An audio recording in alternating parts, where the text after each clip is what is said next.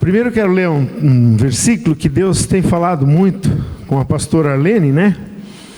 E eu queria ler ele para você, junto comigo, para nós gravarmos ele no nosso coração. Sabe, há passagens bíblicas que são muito importantes nós gravarmos no nosso coração. Eu queria que você abrisse em Colossenses 4. E eu não quero pregar isso hoje, mas eu preciso ler isso antes de falar das coisas que eu acho que nós precisamos lembrar. Nós vamos lembrar de algumas coisas aqui hoje, e eu creio que você vai lembrar comigo dessas coisas maravilhosas sobre a nossa visão, sobre como Deus quer nos usar, né? E se você tem o teu coração na vontade de Deus, se você tem o entendimento de Deus no seu coração, nós vamos revolucionar a história desse planeta. Meu, quanta fé que eu ouvi aqui.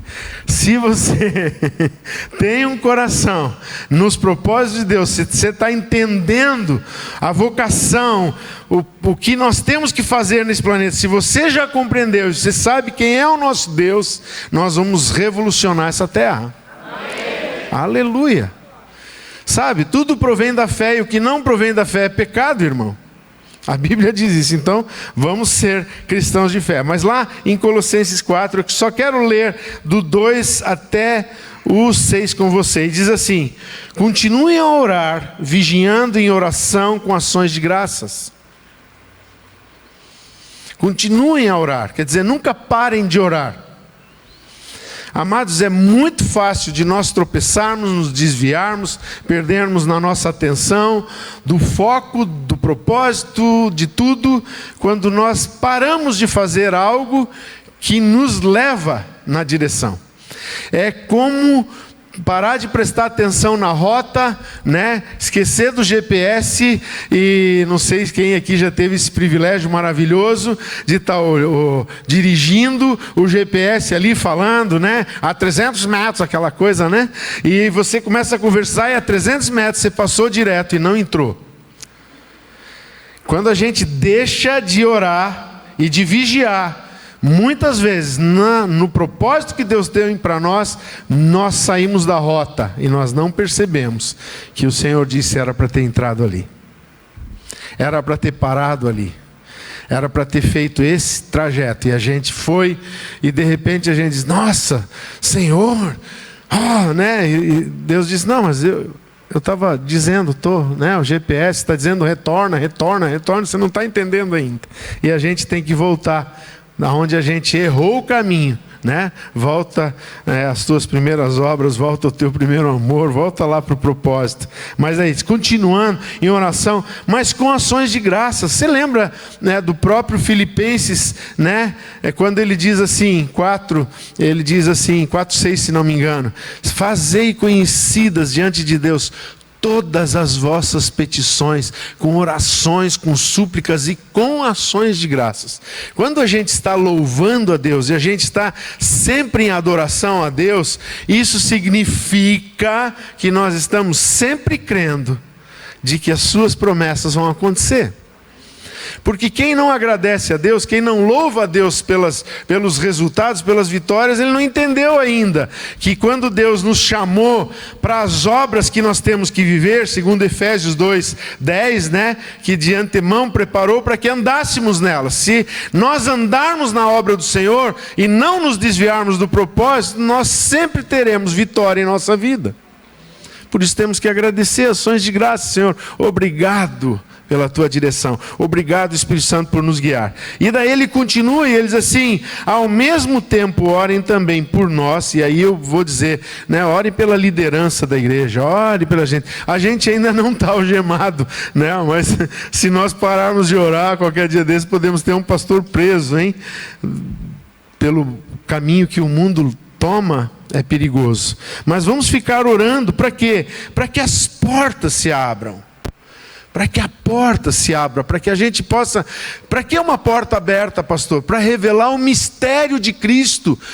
Tudo que nós vamos falar para as pessoas tem que ser Cristo. Não invente evangelho, não fale outra coisa. É a obra da cruz. Ninguém vai ser salvo por outro caminho. Não é por esforço, você não consegue. É Cristo, revelar esse mistério de Cristo para todas as pessoas, para que a palavra, né, possa ser pregada, a fim de falarmos desse mistério de Cristo, pelo qual também ele estava algemado. Mas nós estamos escravizados. Eu sou livre do pecado em nome de Jesus, mas eu sou escravo de Cristo. O apóstolo Paulo dizia isso, e eu também quero ser livre do pecado, mas escravo de Cristo. Orem para que eu torne esse mistério conhecido, como me cumpre fazer. Olha para a pessoa que está do seu lado e diz assim: eu vou orar para você, para que a obra que você precisa fazer, você consiga concluir na sua vida. Vou orar por você, para você ter vitória, minha irmã, nos teus propósitos, na tua vida. Sabe? Muitos de nós líderes, eu não sei você, mas eu creio que nós já passamos, né? Eu lembro que um dia, passando por muitas lutas, eu ouvi um pregador que eu admiro, e ele disse: eu nunca tive tantos problemas, nada disso, mas eu acho que o maior problema que eu já tive é que muitas vezes eu pensei em desistir. Uau! Um pastor de renome, um pastor de sucesso, um pastor com uma igreja enorme, milhares de membros, muito bem estruturada, bem governada, disse que ele já tinha sentido tantas vezes vontade de desistir. Talvez você, líder, diz assim: ai, quantas vezes eu já tive vontade de desistir? Ai, como o diabo me ataca nisso? Pois entenda uma coisa: se o diabo quer que você desista, irmão, se ele é o anticristo e ele quer que você desista, ele já está te revelando com os ataques dele que Cristo quer que você persista. Né? Então, orando, né? Orem para que eu torne esse mistério conhecido, como me cumpre fazer. Você foi chamado. A ação da semana passada deve ser revista, pastora Gabriela falando sobre nós acharmos o nosso lugar no corpo, o nosso propósito, nossa vocação no corpo. Aí diz outra coisa interessantíssima, é Paulo profetizando isso sobre a igreja: sejam sábios no modo de agir com os que são de fora, e aproveitem bem o tempo. Em outra versão disse: e aproveitem cada uma das oportunidades. Amado, aí vem algo que eu quero falar aqui hoje, lembrando você dos propósitos de um GC, os propósitos de nós sermos a igreja nos lares, né? Mas lembre, para que a gente possa agir com as pessoas que são de fora, ter um bom testemunho. Quando eles olharem para a gente, eles têm que ver Jesus em nós. Porque se eles verem o Haroldo, eles vão dizer: não sei. Mas se Cristo vive em nós e eles verem o amor de Jesus em nós, nós podemos transformar o ambiente onde a gente entra. Eu nunca esqueço, isso já aconteceu mais de uma vez, de entrar num lugar. Esses dias eu saí, né, vamos montar um almoço, botei o Pedrinho no carro, disse: vamos lá. Daí chegamos num lugar, não tinha o que eu queria, fui no outro mercado. Quando eu cheguei no mercado, o mercado estava vazio. E nós entramos. E quando a gente saiu do mercado, o mercado estava cheio. E você pode dizer assim: pastor, isso é... Não, querido, eu já entrei em muitos lugares onde a loja estava vazia, o shopping lotado de gente, a loja vazia. Eu entrei na loja, eu nem comprei, mas eu entrei lá, perguntei, eu fiquei em oração, e quando eu saí, a loja estava cheia. Porque aonde nós vamos, nós revelamos Jesus. Eu lembro uma vez eu entrei, a marca era versículo 2. E a gente estava procurando uma camisa. Eu entrei na loja, a Arlene foi vendo a camisa, eu olhei para a moça da vendedora e disse assim: de que capítulo? Ela: hã? De que capítulo? Ela disse: não entendi. Eu disse: versículo 2, que capítulo e que livro? Aí ela disse assim: sabe de uma coisa? Eu não sei que capítulo é, nem que versículo. Eu sei que o versículo é 2, mas eu tenho uma palavra de Deus para você. Jesus te ama, por isso ele fez a gente entrar nessa loja. Ela desandou no choro. Nós oramos com ela. Ela era filha de um pastor, desviada do caminho do Senhor. E ela disse assim: espera aí, meu irmão vem buscar, queria que vocês orassem por ele. Olha só a diferença que a gente faz quando a gente entra em algum lugar e Cristo está se manifestando em nós. Esse é o ano da manifestação da glória de Deus, que começou o entendimento da manifestação da glória de Deus, porque ano que vem vai continuar manifestando a glória de Deus, e até a vinda dele, nós vamos continuar manifestando a glória dele. Mas é muito importante nós despertarmos para isso, né? Eu lembro de uma vez entramos, os pastores, lá num restaurante, lá no Garcia, antigo São Rafael, e quando a gente sentou naquele restaurante para almoçar, a dona do restaurante chegou na nossa mesa e disse assim: vocês são pastores ou gurus, alguma coisa? Tadinha, né? Somos pastores. Por quê? Ela assim: porque quando vocês entraram no meu estabelecimento, algo entrou com vocês aqui. E ela começou a chorar. Aonde nós vamos, nós carregamos a glória de Deus, amado. Amém? Por isso, sejam sábios no modo de agir com os que são de fora, e aproveitem bem o tempo, que a palavra dita por vocês seja sempre agradável, temperada com sal, para que saibam como devem responder a cada um. Sabe, antes de dizer uma resposta, ore. Antes de dizer o que precisa ser dito, talvez a tua carne vai dizer: diga isso. E o Espírito Santo vai dizer: não fale isso. Não diga nada, né? Dê um sorriso, abençoe. E sejamos temperados com sal em tudo que nós fizermos.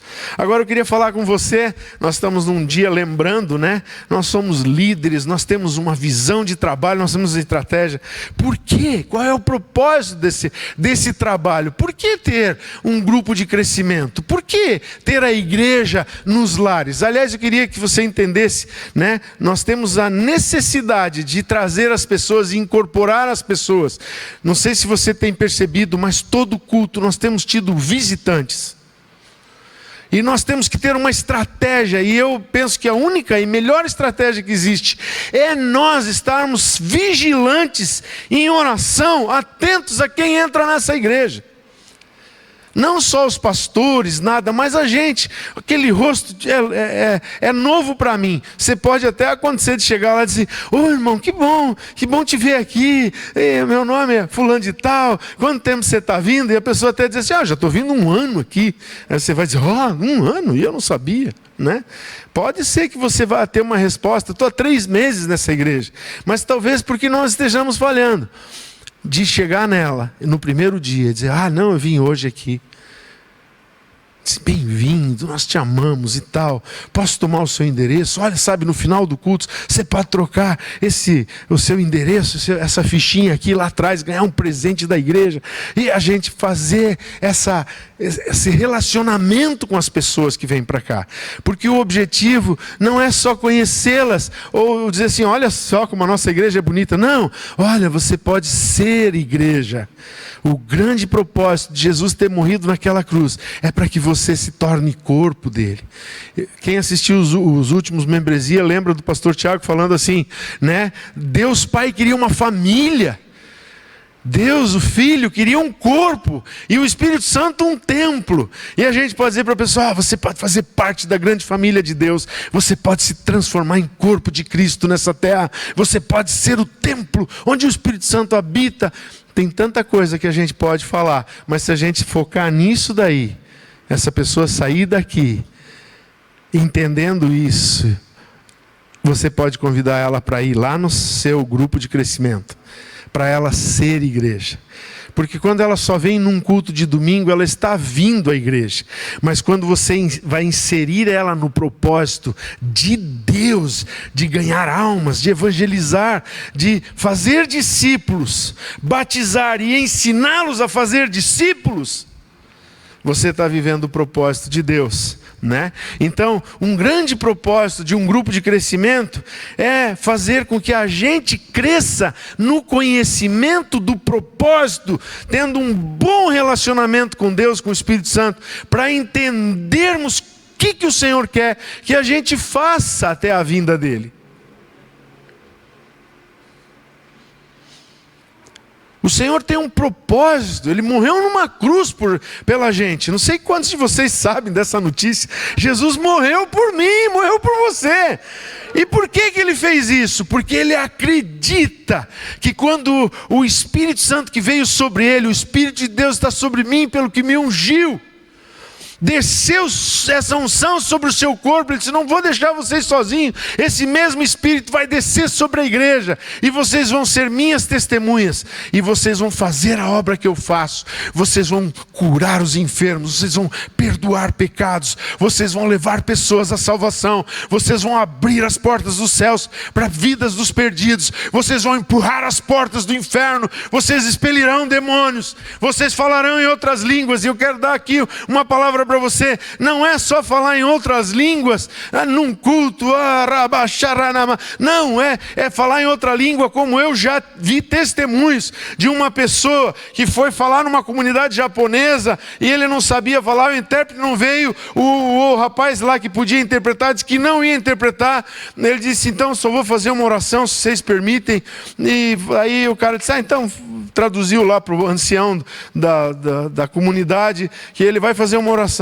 E eles ficaram todos assim, esperando ele fazer a oração. Ele começou a orar, e começou a orar em línguas, e foi. Quando ele terminou, estava todos os anciãos ali, toda a comunidade chorando, ajoelhada ali.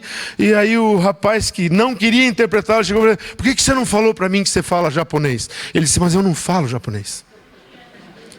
Mas enquanto ele orou em línguas, ele evangelizou todo aquele povo. Ele falou das grandezas de Deus, igual em Atos, pregando o evangelho numa oração em línguas. O pastor Bob chegou na Coreia e falou para o taxista: speak English. Não, habla espanhol, fala português. E tudo que ele sabia, cara, não sei nem, o Espírito Santo fala em línguas. Ele olhou para o cidadão do táxi e disse: o cara pegou o táxi e levou ele lá na igreja onde ele precisava ir. Falarão em línguas, é isso. Há um poder sobre nós, mas a gente recebe tudo isso de Deus com um propósito: alcançar os perdidos e trazê-los para a comunhão dos santos, para o reino de Deus. E o nosso grupo lá nos lares, nós não somos uma igreja que tem grupos, que tem células. Nós somos uma igreja nos lares que se reúne para celebrar nos domingos as grandes vitórias que nós temos nos nossos grupos. Na igreja que está lá onde a pessoa chega, ela tem nome, ela tem amor, ela recebe abraço, as pessoas oram por ela, é lá que ela se sente amada, é lá que ela se sente conhecida, lá ela é atraída pelo amor de Deus, lá ela se sente família, um lar para pertencer. E no domingo, ela vem à igreja? Não, no domingo a igreja que nós somos se reúne nesse lugar para celebrar ao Senhor nosso Deus e falar desse evangelho. E se no domingo a gente falando desse amor, celebrando esse amor, pessoas se convertem, nós queremos levá-las para dentro da igreja nos lares, aonde ela vai se sentir família, onde ela vai estar integrada no corpo de Cristo, aonde ela vai se transformar em templo. Ali nós conseguimos levar essas pessoas a um relacionamento com Deus. Ensinamos elas a relacionar-se com Deus. Ali nós também temos a possibilidade de desenvolver relacionamentos uns com os outros. É ali no grupo que a gente se torna conhecido. Você já percebeu que a gente vai para um grupo de crescimento, às vezes tem uma reunião, as pessoas entram e saem, e o marido diz assim: você viu aquele casal que estava sentado no canto? Como era o nome? Não sei. Vocês não conseguiram num grupo de 12, 15 pessoas se cumprimentar e perguntar o nome um do outro? Relacionamento, tenha coragem. Fale com a pessoa, demonstre interesse pela pessoa. Mostre para ela que o ser igreja tem interesse no bem-estar dela. Queremos saber qual é o nome dela, como está a família dela, como ela está se sentindo. Nós queremos ter um momento de oração no grupo pelas famílias. Nós queremos ter uma oração naquele grupo por alguém que está enfermo. Nós queremos ter um momento de oração, uma PDF. Nós queremos ter um momento de oração uns pelos outros. Nós queremos um compromisso de oração durante a semana. Diz: olha, hoje, durante essa semana, eu vou orar por você, você vai orar por mim. E ali sai aquela pessoa, e a semana inteira ela fica orando pelo Jorge e pela esposa dele, a dona Maria. E daí quando chega no outro no outro grupo, na semana seguinte, ele jamais vai esquecer do Jorge e da Dona Maria. Ele passou uma semana orando por eles. Aí troca, né? Agora você vai orar pelo Amadeu e pela Sofia. E quando você vê, todo mundo é amigo, todo mundo se sente, e a gente vive relacionamento uns com os outros. Ali também a gente sente a oportunidade de nos discipular, amados. Um líder que ama Jesus, ele vai dizer: Jesus, me usa para fazer essas pessoas entenderem o teu sonho de trazer a salvação. Custou a tua vida aquela cruz. Eu não posso me calar, Senhor. Eu tenho que fazer essas pessoas do meu grupo conhecerem esse amor. E eles têm que se apaixonar por ti. Mas você só vai conseguir fazer as pessoas do teu GC se apaixonarem se você for apaixonado por revelar Jesus. Quando você for super apaixonado e você ter aquele desejo de revelar Jesus, e você vai começar a ensinar elas a revelarem Jesus. E daí você diz assim: mas eu só estou ensinando ela a revelar Jesus, a amar Jesus, a orar. Você nem está percebendo, mas você está equipando e treinando soldados do reino de Deus. É um lugar onde a gente equipa e treina pessoas. Mas a gente não faz assim: aqui é a nossa escola, sentido. Não, não é isso. É, amado, ele vê você fazer, e ele quer fazer junto com você. E você diz: olha, eu vou para a sinaleira da Blucan. Ele diz: eu quero ir junto com o meu líder para a sinaleira da Blucan, né? E está faltando gente aqui para a sinaleira da Blucan, na Antônio Zendron. Pode ligar lá para o telefone da Blucan, no final ainda vou falar isso de novo. Eu quero fazer, eu quero aprender, eu quero evangelizar. Eu vou fazer uma visita do grupo.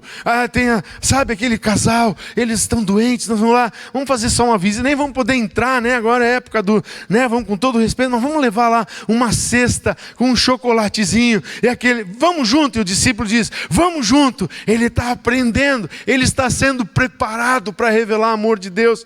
E você nem está dizendo assim: hora do discipulado. Você está vivendo discipulado com ele, porque é relacionamento. E lá você tem a oportunidade, você pode providenciar apoio e cura, né? Leva o discípulo para fazer uma visita para o necessitado, vai ver quem, e tem os dias, eu não sei se é hoje, mas acho que é numa das terças-feiras, você pode vir até pegar a cesta básica para ajudar um vizinho, ajudar alguém que você está evangelizando. Porque você pode providenciar provisão, cura, apoio. Você pode levar o amor de Jesus para as pessoas. Você tem a liberdade. Eu quero te dizer uma coisa: você não tem a obrigação de evangelizar, você tem o privilégio de evangelizar. Você não tem a obrigação de se santificar, você tem o privilégio de ser um santo. É diferente. Você pode viver isso. Você pode providenciar um cuidado pastoral adequado. Mas deixa eu dizer uma coisa para você.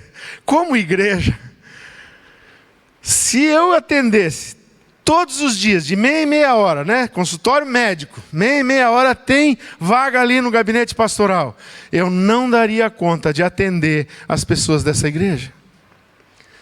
Mas o líder do grupo, ele pode providenciar esse cuidado. Ele pode se preocupar. Essa semana, aquele casal não veio. Ele vai dizer: sabe de uma coisa? Vamos mandar um WhatsApp para eles, carinhosamente. Oh, amados, sentimos muita falta de vocês. Aconteceu alguma coisa? Eu nem sei se ele faltou, se ele foi ou não foi, mas você está lá, você representa a liderança, você é junto com a gente, a igreja que se move. Nós somos um corpo na justa operação de cada parte. Aí você diz: olha, o que aconteceu? E a pessoa diz: que aconteceu tal coisa e tal, posso orar com você? Aí passa uma oração no WhatsApp: Senhor, abençoa esse casal, e fala, né? Aí ele vai dizer: nossa, eles se importam por mim, que pastoreio adequado. Eu, como pastor, não vou conseguir cuidar de todas as pessoas. Amados, só no domingo passado, se somar os 3 cultos, e olha que nós estamos limitados aqui de ter número de pessoas, passou de 900 pessoas aqui dentro.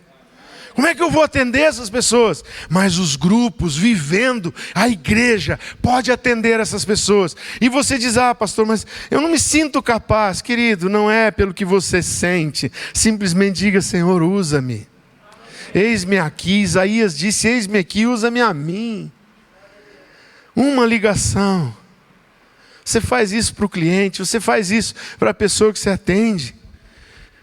Você só precisa viver o que você sabe viver com o propósito do reino, né? Fazer que a Bíblia seja ensinada. É lá que a gente discute. No domingo o pastor falou sobre serviço. Até queria dizer, tive uma notícia da rede, né? Vocês estão vendo que tem um monte de gente roxa aqui hoje, né? Essa rede que ficou roxa aí, ela trabalhou, foram quantas pessoas? 50 aí? 55 pessoas se envolveram, incluindo as pessoas que atenderam a gente hoje quando a gente chegou, só nesse final de semana. Na sua rede, a próxima rede da semana que vem vai ter... na nossa rede tem 80 pessoas. E você vai chegar o dia que você vai dizer assim, nossa, os 80 que estão com a gente trabalharam nesse final de semana e na terça-feira. Por quê? Porque a gente aprendeu o solo do serviço. A gente aprendeu a intimidade com o Senhor. E lá a gente tem o privilégio disso. Aprendemos a intimidade, aprendemos o serviço. Semana que vem, agora no domingo, nós vamos aprender o solo da comunidade, amados. Deus vai fazer grandes coisas, e eu posso fazer a Bíblia conhecida, eu posso pegar aquela mensagem, ela vai ser remastigada, a pessoa vai tirar dúvidas, a pessoa vai dar uma opinião, alguém vai contar um testemunho em cima da pregação, e a gente vai edificando-vos uns aos outros, na vossa fé santíssima. Começa a acontecer, porque lá é o lugar onde isso pode acontecer. Lá é o lugar onde existe isso, né? A outra coisa, lá a gente desenvolve pessoas. Todo mundo tem que ser líder, não. Mas de repente a gente percebe que tem uma pessoa que ela sobressai. Que quando você diz, olha, semana que vem, ela já diz, não, vamos fazer assim. Ela está cheia de ideias. Você diz, Senhor, me ajuda a investir aqui. E você vai dando, você não é a tampa dele, você é o motor dele. E daí você começa a fazer ele trabalhar. E quando você vê, diz assim, e aí, tem multiplicador? Tem 2, tem 5. Por quê? Porque você deu oportunidade para essas pessoas se sentirem parte, de desenvolver um propósito, de fazer parte.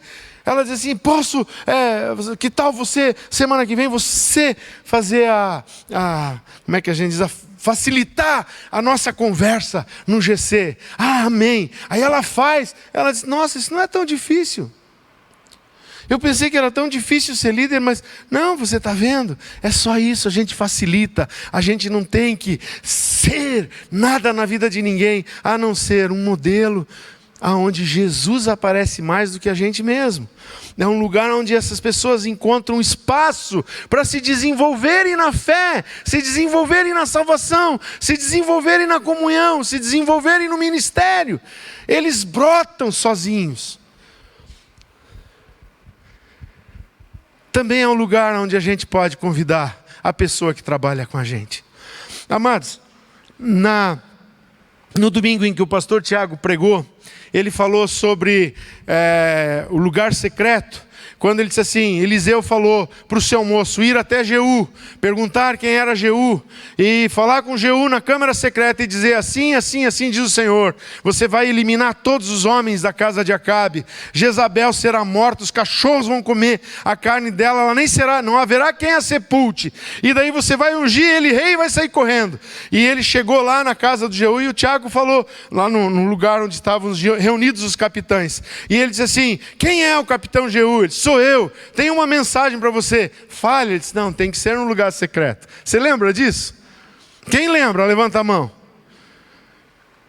Aí ele disse assim, ele parou ali, porque ele queria falar do lugar secreto. E enquanto ele falou ali, eu só baixei os olhos e li que o moço cumpriu exatamente o propósito, chamou Jeú para o lugar secreto, falou tudo o que Deus tinha mandado dizer, e ungiu Jeú e saiu correndo.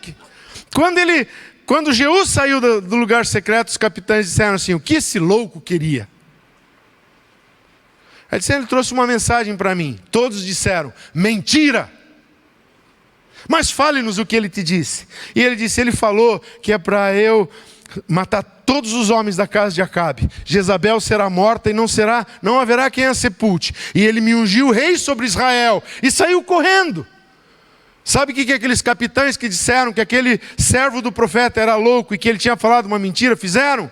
Buscaram os seus mantos, colocaram na escada para Jeú descer, declarando, olha, agora nós te servimos, estamos debaixo de você, pise os nossos mantos. E Jeú desceu, e eles tocaram o chofar, e começaram a gritar, Jeú é rei. A palavra do louco, que parecia mentira, produziu um resultado imediato naqueles homens. O nosso papel é alcançar os outros. Não tenha medo de falar para a pessoa com quem você trabalha, mas ele é cético, ele vai numa religião, ele está cheio de ideologias. Diga para ele a palavra, e a palavra tem poder, ela é mais cortante do que qualquer espada de 2 gumes, ela divide espírito e alma, juntos e medulas, discerne os pensamentos e propósitos do coração. A palavra de Deus tem poder, e quem conhece a palavra de Deus, conhece a verdade, e quem conhece a verdade é liberto. Pregue, traga as pessoas para o grupo, não tenha medo de convidar. As pessoas vão vir, um convite naquela igreja, eu não sei, crente é tudo meio louco. Aí ela chega aqui, a pregação ainda é o solo do serviço, mas quando ela vem para frente, ela começa a dizer, meu Deus, eu não sei o que está acontecendo comigo. Sabe por quê? Porque a palavra de Deus tem poder. Tenha coragem de levar as pessoas para o teu GC, irmão. Porque lá elas vão encontrar a palavra de Deus. Lá elas vão encontrar vida. Quem tem o Filho de Deus tem a vida. Ela vai encontrar Jesus lá. Porque onde 2 ou 3 se reúnem em nome dele, está presente. Há uma atmosfera de fé, uma atmosfera de amor naquele grupo. Construa isso. E você vai ver Deus fazendo sinais e prodígios na tua casa. Você que é anfitrião, você que é líder, vai dizer, que maravilha servir esse Deus. Realmente ele disse, e esses sinais seguirão, e estes sinais têm nos seguido. E o Senhor deseja que os sinais te sigam. Você pode trazê-las para o grupo. Você pode convidar elas, desafie, não fala nada, só diz, é um lugar onde a gente aprende a viver algo que Deus preparou para nós. Ela vai estar ali. Aí com o tempo você diz, sabe de uma coisa? Eu preciso te apresentar alguém que te ama muito. Vocês lembram do videozinho que o pastor Link passou no final, do menininho? A senhora é como um trevo de 4 folhas. Não é por causa de sorte, não. É porque pessoas como você são raras de serem encontradas. Você lembra do que aconteceu? Aquela senhora começou a chorar e sentou nas suas pernas, desabou. Amados, você está com a unção do Espírito Santo. Quando você fala, o poder de Deus opera.